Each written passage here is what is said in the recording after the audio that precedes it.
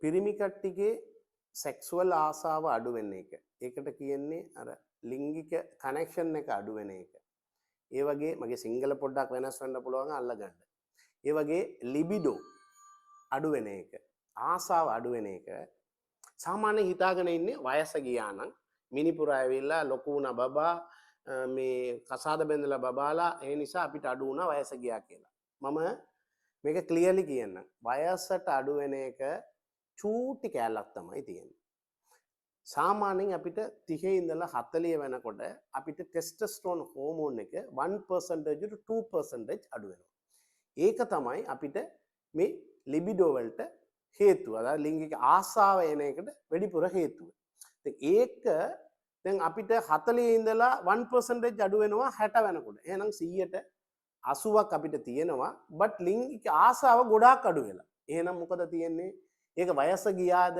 ඒක නෙමෙයි ප්‍රශ්නේ, වෙන ප්‍රශ්න එකක් තියෙනවා. එහෙනම් වෙන ප්‍රශ්න මොකද කියලා හොයලා ඔකට බේත් කරගන්න. වයස ගියා කියලා ඉන්නේ නැතුව ඔකට බේත් කරගන්න පුළුවන්. ඒකට කරගන්න පුළුවන් ක්‍රමයක් තියෙනවා. ඒක නිසා මම පැහැදිලි කරා. හරි. දැන් මොන නිසාද මේක වැඩිපුර අඩු වෙන්නේ කියලා බලමු. මේක වැඩිපුර අඩු වෙන්නේ අපි සාමාන්‍යයෙන් පාවිච්චි කර සමහර බේත් එක. අර බේත් එක මම කියනවා දැන් කිව්වම අන්න ડોක්ටර් මේක දීලා මට ඕෆ් කරලා තිබ්බනේ. මම කරන්න වැඩේ කියලා ඕකම යන්නේ නැතුව ડોක්ටර්ට ඩිස්කස් කරලා මේ බේත් එකට මම මෙහෙම තියනවා කියලා කිව්වොත් තමයි ડોක්ටර්ට තේරෙනවා. ඔක්කොමට ඕ බේත් පාවිච්චි කරපුවාම එන්නේ නැහනේ. ඔයාට තියනවද නැද්ද කියලා ඔයා ડોක්ටර් ගාව ගිහිල්ලා කියලා ඕකට ඩිස්කස් කරන්න. සමහර ડોක්ටර්ත් හිතන්න පුළුවන් මේ අම්මා බොහොම අමාරුයි මෙයාගේ මේ ප්‍රෙෂර් මානසික ලෙඩ මම අඩු කරලා තිබ්බා මූ වීඩියෝ දාලා මේක මාර ප්‍රශ්න වුණානේ. මේක සයන්ටිෆිකලි වෙන වෙන බේතුත් තියෙනවා වෙන වෙන ක්‍රමයක් තියෙනවානේ. ඉතින් ඕගොල්ලොන්ට උදව් වෙන්න පුළුවන් කියලා තමයි මම මේක කියන්නේ.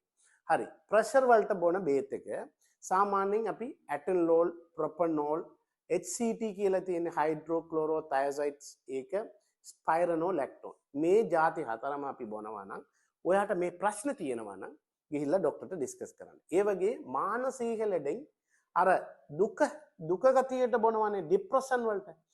ඒකට තියෙනවා සමහර බේත් එක. ඒක සාමාන්‍යයෙන් මානසික ලෙඩට බොන බේත් එක ගොඩාක් දුරට මේ ප්‍රශ්නට මේ ලිබිඩෝ අඩු කරනවා මේ ලිංගික බැලහීනතාවට මේ හේතුව තියෙනවා ගොඩාක් දුරට තියෙනවා. බට් මේකේ හයි ලෙවල් එක තියෙන එක මම කියන්නේ.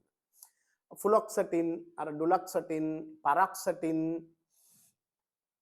වැනිලා ෆැක්සින්ස්, වෙනිස් කියලා කියන වැනිලා ෆැක්සින්ස්, සිටලප්‍රාම්, ඇසිටිලප්‍රාම්, සෙරටෝනින් ඒ වගේ જાතියේ මේකට හේතුව වෙන්නත් පුළුවන්. ඔයා ડોක්ටර් ගාව ඩිස්කස් කරගන්න ගිහිල්ලා. හරි. ඊළඟ එක අපිට වැඩිපුර ප්‍රශ්නේ සමහර ලෙඩ. දැන් අපි මොකටද බේත් බොන්නේ?